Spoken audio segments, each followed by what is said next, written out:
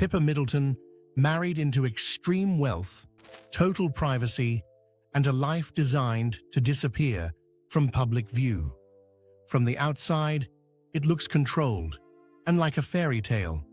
But when you look closely at how she and her husband actually live, where they live, and the choices that destroyed their world, a question starts to form about whether a life built on compromise instead of love can really last forever. In this video, you will know why people are convinced Pippa Middleton's marriage won't last. Pippa Middleton did not marry into fame. She married into the background. From the outside, the marriage looked like a natural progression. The younger sister of a future queen, settling into wealth, stability, and discretion. But the life she entered was not glamorous in the way people assume. It was structured, insulated, and intentionally distant from public attention. And that choice alone explains why people now question whether this marriage can endure. James Matthews comes from a very specific world. Old European money that does not announce itself.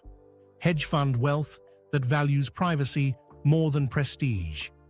His father built Eden Rock Capital Management with a philosophy rooted in discretion. That philosophy did not stop at business. It shaped how the family lived, where they lived, and how visible they allowed themselves to be. Their primary home in Bucklebury, Berkshire, reflects that mindset. A large country estate set behind gates and land rather than paparazzi lines. This is not London society living. It is rural seclusion, long drives, controlled access, few neighbors, fewer spontaneous encounters. The kind of place designed to disappear from the public eye rather than participate in it. That decision matters, because before marriage, Pippa Middleton lived very differently. She moved through social circles. She attended public events. She had visibility, not royal power, but cultural presence. She was photographed, talked about, referenced. After marriage, that presence narrowed sharply. The Matthews lifestyle is not built for public figures. It is built for families who want to remain untouched by scrutiny. The estate is not a statement. It is a shield. Their second world sits thousands of miles away. St. Barth's, Eden Rock, a resort synonymous with ultra-high net worth privacy. This is not a holiday destination in the celebrity sense. It is an enclave, controlled access, private villas, a place where the wealthy disappear without explanation. This dual life tells you everything. England for structure and routine, the Caribbean for escape and insulation. Both are designed around withdrawal, not engagement.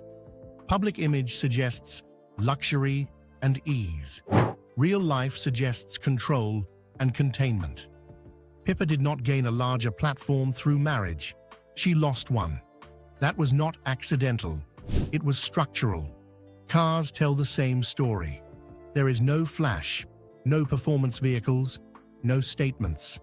Practical luxury SUVs designed for countryside terrain and anonymity. Vehicles that blend in rather than stand out. Everything about their movement suggests avoidance rather than attention. Even their daily rhythm reflects this. School runs done quietly. Social lives kept small. Appearances limited to family obligations. No personal interviews. No lifestyle branding. No attempt to leverage royal proximity. That is where the contrast begins to form. Because Pippa Middleton is not an anonymous woman by origin. She became globally recognizable overnight at a royal wedding. She lived for years with constant public awareness, and then she stepped into a life where visibility is treated as a liability. For some, that looks like maturity.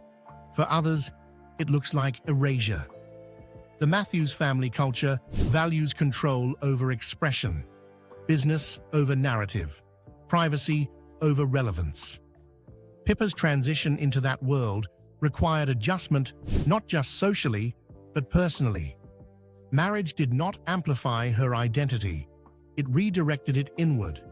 That decision alone fuels speculation. Not because it is wrong, but because it is extreme. People question longevity when a life demands disappearance, especially when that disappearance is total. There are no signs of excess, no scandals, no obvious fractures. That is what makes the doubt persistent rather than explosive. The marriage appears solid because it is quiet, but quiet can also mean constrained. From the outside, this looks like a perfect retreat. From the inside, it is a life with very few exits. Pippa Middleton moved from being adjacent to power into a world where power operates silently. That shift changed everything. How she dresses, how she moves, where she goes, what she gives up. The question people keep asking is not about betrayal or conflict. It is about compatibility over time. Can someone who once lived in the public imagination remain fulfilled inside a life designed to avoid it completely? That question does not come from gossip. It comes from observing how they live. And once you see the structure of that life, the speculation stops sounding random. It starts sounding inevitable. When we talk about their lifestyle, we need to know it is not just property and money. It is rhythm. It is decision-making. It is who leads and who adapts. And this is where people begin to read strain into Pippa Middleton's marriage, even without a single public argument or confirmed problem. James Matthews lives by structure. His professional life trained him that way. Hedge fund culture rewards discipline, predictability, and emotional restraint. Risk is calculated. Exposure is managed. Nothing impulsive survives long. That mindset does not switch off at the front door. It becomes domestic culture. Their household runs on planning, school schedules, security considerations, travel that is purposeful rather than spontaneous. Even leisure is curated. Ski trips to familiar locations, time at Eden Rock where privacy is guaranteed, no experimental phases, no reinvention cycles. For James, this is comfort. For Pippa, it was a transformation. Before marriage, her life was flexible. She moved between friend groups. She had separate identities depending on space. London social circles, charity events, athletic pursuits, media attention she did not control but learned to navigate. After marriage, that flexibility narrowed. The Matthews lifestyle is deeply inward-facing. Social circles overlap heavily with family and long-standing associates. New people are rare. Public-facing friendships are rarer. This creates stability, but also repetition. People close to this world describe it as calm but rigid. Days blend into each other. The same routes, the same routines, the same expectations. That kind of life rewards people who are already complete inside it. It challenges people who once drew energy from movement and variety. Pippa's public silence is often framed as dignity, but silence is also a signal of adaptation. She did not reshape the Matthews world around her. She reshaped herself to fit it. Her absence from interviews is not accidental. The family avoids narrative risk. Words can be misinterpreted. Headlines can travel. Silence keeps control intact. Even her physical presentation shifted. Less fashion-forward statements, more neutral choices. Clothes designed to blend rather than broadcast. The goal is not influence, it is neutrality. Cars, again, reinforce this. Practical choices over personal expression. Shared vehicles. Drivers when needed. No personal attachment to objects that suggest independence. In this environment, decisions are collective, but not always equal. James brings the financial infrastructure, The family legacy, the properties, the long-term planning horizon. Pippa enters as a partner, but also as a participant in an already established system. That imbalance does not mean unhappiness, but it does mean negotiation is limited. Children accelerated this dynamic. 3 children in a relatively short period anchored Pippa further into domestic rhythm. Motherhood can be fulfilling. It can also be consuming. In a household already structured around control and routine, children intensify the inward pull. There is little space for parallel lives. Public appearances show this clearly. When they attend events, they arrive together. They leave together. Interactions are polite, composed, and efficient. There is no visible friction. There is also no visible spontaneity. Observers interpret this as emotional distance. In reality, it may simply reflect habit. But habits repeated long enough become identity. The contrast that fuels doubt is not drama versus peace. It is expansion versus contraction. Pippa Middleton's life contracted after marriage. Fewer outlets, fewer roles, fewer independent decisions that reached the public sphere. The Matthews family does not encourage personal branding. There is no appetite for side projects that attract attention. No tolerance for unpredictability. For someone who once existed in the margins of royal life, where symbolism and public presence are unavoidable, this shift is profound. The public does not see arguments. They see absence. They do not see betrayal. They see withdrawal. And withdrawal is easier to misread than chaos.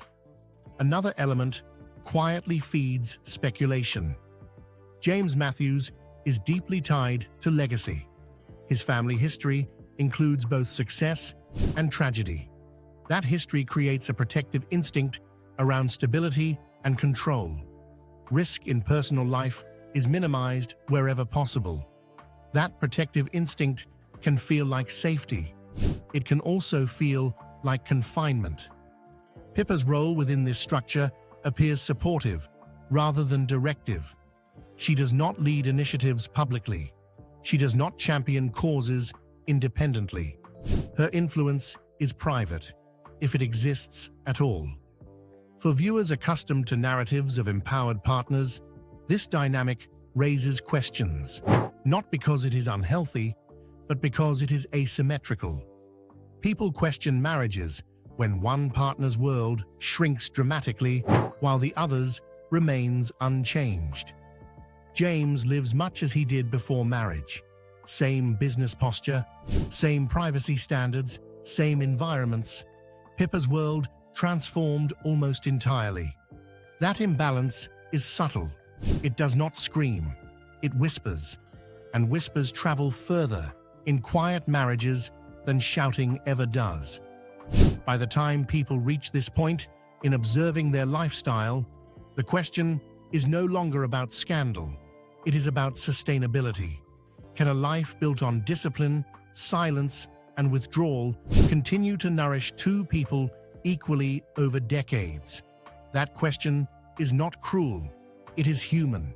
And it is why, even in the absence of proof, doubt continues to circle their marriage. Not loudly, persistently. Their lifestyle is not only about privacy, it is also about maintaining and managing multiple projects that require attention, coordination, and shared responsibility, which is a hidden layer of their marriage that fuels subtle pressure. Bucklebury, Berkshire, is more than a country estate. The couple purchased 72 acres, not just for retreat, but for potential. Over time, they have introduced glamping pods, a cafe, outdoor play areas, and seasonal events. These ventures are carefully managed.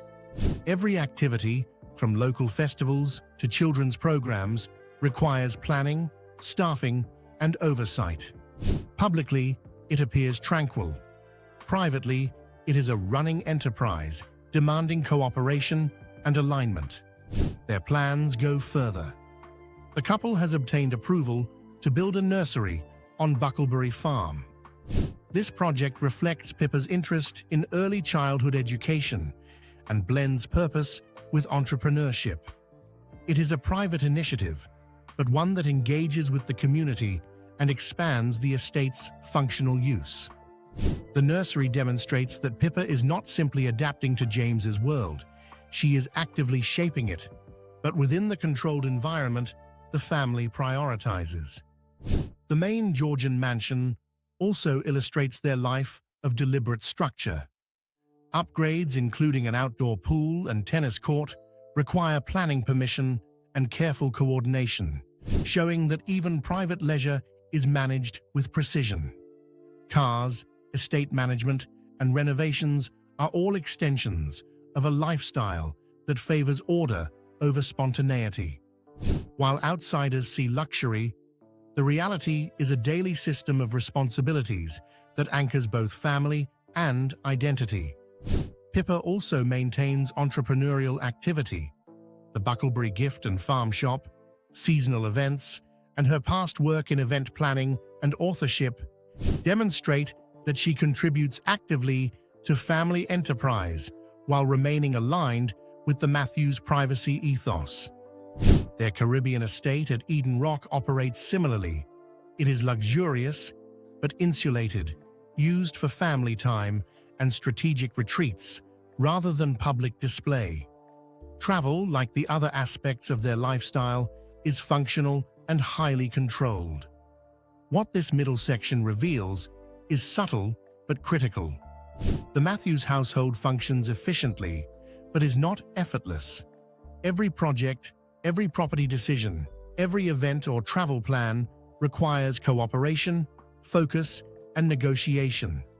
Publicly, the couple appears unified and serene.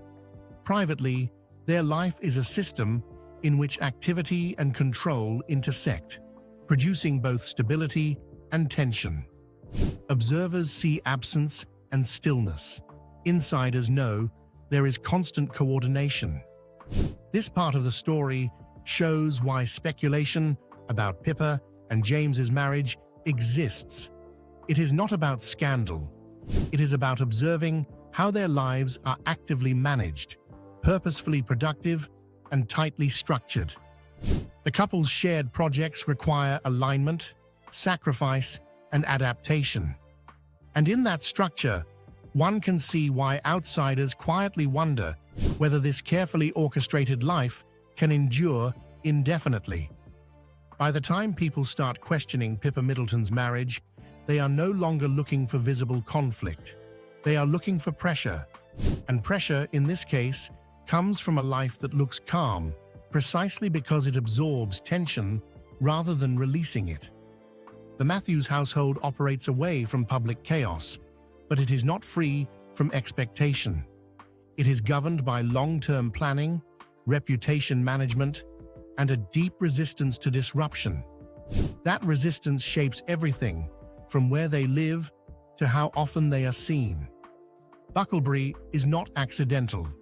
It offers distance from London without total isolation. Close enough for access, far enough for invisibility. It allows them to live as a family without daily scrutiny. But it also places Pippa far from the social ecosystem she once navigated with ease. This matters because proximity shapes identity. London offered variety. Bucklebury offers consistency. For James, consistency is grounding. For Pippa, it represents a narrowing of external stimulation. Their days are reportedly structured around family logistics, school schedules, planned travel windows, limited social engagements. The rhythm is predictable. Predictability reduces risk. It also reduces surprise. Public figures often reveal stress through overexposure. Pippa's stress, if it exists, would reveal itself through absence. And that absence has become noticeable. She appears rarely, and when she does, it is almost always in relation to her sister or formal obligations. There are no independent social circuits. No public friendships that exist outside the family framework. This creates the impression that her identity has become relational rather than individual. The pressure intensifies when comparisons enter the picture. Her sister lives a life of restriction as well, but with institutional purpose. Catherine's visibility serves a role. Her appearances are symbolic. Her discipline is rewarded with influence and status. Pippa's discipline produces privacy, but not power. That contrast is subtle, but corrosive. Two sisters living structured lives for very different reasons. One gains relevance through restraint. The other fades into anonymity. People do not accuse Pippa of envy. They question fulfillment. The Matthews lifestyle does not encourage external validation. Achievements are internal. Satisfaction is private. That philosophy can work when both partners derive meaning from the same sources. Speculation begins when one partner's previous sources of meaning disappear. Another layer of pressure comes from the constant proximity of wealth without spectacle. Money is present everywhere, but it is not celebrated. Properties are functional rather than expressive. Travel is efficient rather than indulgent. Even Eden Rock, despite its luxury, operates as a controlled environment rather than a playground. This removes the emotional release that many high-net-worth lifestyles offer. There is no distraction through excess, no indulgent phases, no visible rebellion. Everything remains within bounds. Children intensify this further. Parenting within a controlled household leaves little room for personal exploration. Pippa's role as a mother appears central, but motherhood alone cannot substitute identity for everyone. Public silence around her personal interests is telling. She does not champion causes. She does not develop public projects. She does not maintain a narrative beyond family. This absence becomes fertile ground for speculation. When people cannot see growth, they assume stagnation. Even the way the couple handles attention feeds the narrative. When filmed or photographed, their interactions are polite, efficient, and minimal. There is no performative warmth, no visible tension either. This emotional neutrality frustrates observers. It offers no resolution. The lack of social media presence compounds the effect. In a culture where absence is read as secrecy, silence becomes suspicious. The Matthews family's refusal to participate in modern visibility norms places them outside familiar patterns. For James, this is continuity. For Pippa, it represents a break from the life she once lived. Another quiet pressure point is permanence. The properties they occupy are not temporary. These are long-term investments. Roots have been planted deeply. Exiting such a life would require significant disruption, not just emotionally, but structurally. That reality creates its own tension. Choices feel irreversible. Movement feels costly. Speculation thrives in situations where exit appears difficult. People do not imagine a dramatic split. They imagine slow dissatisfaction. They imagine adaptation, hardening into resignation. None of this proves instability. It explains why the question persists. The Matthews lifestyle demands alignment. It does not accommodate drift easily. For a marriage to last inside this structure, both partners must continuously choose the same narrow path. Publicly, they present unity. Privately, they manage a life that allows little deviation. That rigidity can be strength. It can also become pressure. Pippa Middleton's marriage is not under scrutiny because it looks chaotic. It is under scrutiny because it looks sealed. And sealed lives invite speculation about what happens when personal needs evolve. The doubt is not fueled by what people see. It is fueled by what they no longer do. By the time people reach their conclusions about Pippa Middleton's marriage, they are no longer reacting to rumors. They are reacting to patterns. Patterns in how this couple lives, how little that life changes, and how completely it asks both partners to remain aligned. There has been no confirmed separation, no legal filings, no public statements hinting at collapse. That absence is important because the narrative surrounding this marriage is not built on events. It is built on observation. What people see is a life engineered for permanence. Multiple properties designed for long-term use. A countryside estate meant to anchor a family for decades. Access to a private Caribbean enclave that removes exposure rather than inviting indulgence. Everything points toward continuity, and continuity can be comforting or suffocating, depending on where each partner finds meaning. James Matthews appears unchanged by marriage. His professional posture remains intact. His privacy preferences remain dominant. His social world remains narrow and controlled. His life trajectory continued forward without visible adjustment. Pippa Middleton's trajectory altered dramatically. She moved from peripheral public figure to near invisibility, from social fluidity to domestic constancy, from independent movement to synchronized living. That shift is the core of public doubt. Not because it signals failure, because it signals sacrifice. People are uneasy with marriages that require one partner to disappear more than the other. The real secret at the center of this story is not infidelity or conflict. It is asymmetry, a life that fits one person naturally and asks the other to transform completely. That does not doom a marriage, but it raises questions about long-term fulfillment. Over time, people change, needs evolve. The Matthews lifestyle leaves little room for reinvention. It is optimized for stability, not exploration. If Pippa were to seek a new public role, it would conflict with the family's privacy philosophy. If she were to expand her presence, it would invite attention they have spent years avoiding. The structure itself resists change. This is why speculation persists even in the absence of evidence.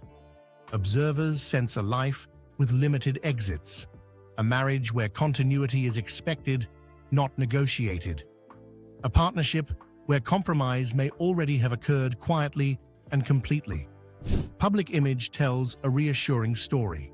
Stable marriage, 3 children, beautiful homes, no scandals, no chaos. Private reality appears more complex. A woman who once navigated visibility now lives inside controlled quiet. A household where peace is maintained through withdrawal rather than expression. Neither version is false. They coexist. The question people ask is not whether the marriage is happy. It is whether it is elastic enough to absorb future change. Royal proximity intensifies this. Being adjacent to the monarchy means constant comparison. Catherine's life, though restricted, offers progression. Titles, influence, purpose. Pippa's life offers consistency without expansion. That contrast does not create resentment automatically, but it creates a psychological imbalance that people intuitively sense. Another factor, quietly feeding doubt, is time. The longer a couple remains static, the more observers look for movement. When none appears, they assume something is being held in place deliberately. The Matthews family does not address speculation. Silence is their strategy. Silence protects them. It also allows narratives to fill the void. People project dissatisfaction where there is quiet. They project tension where there is restraint. None of this confirms an ending. It explains the persistence of the question. Why do people believe this marriage will not last? Because it appears built on containment rather than expansion. Because one life remained intact while the other transformed completely, because the structure that keeps them private also limits visible personal evolution. In a culture that equates growth with movement, a life of deliberate stillness feels precarious. The truth is more restrained. This marriage may last precisely because it is sealed, or it may struggle because sealed systems resist adaptation. That ambiguity is what fuels endless speculation. Pippa Middleton's marriage is not fragile in the way tabloids suggest. It is rigid, and rigidity is both a strength and a vulnerability. People are not waiting for collapse. They are waiting for evidence of elasticity. So far, the lifestyle offers none, and that is why, despite the absence of proof, doubt continues to follow them.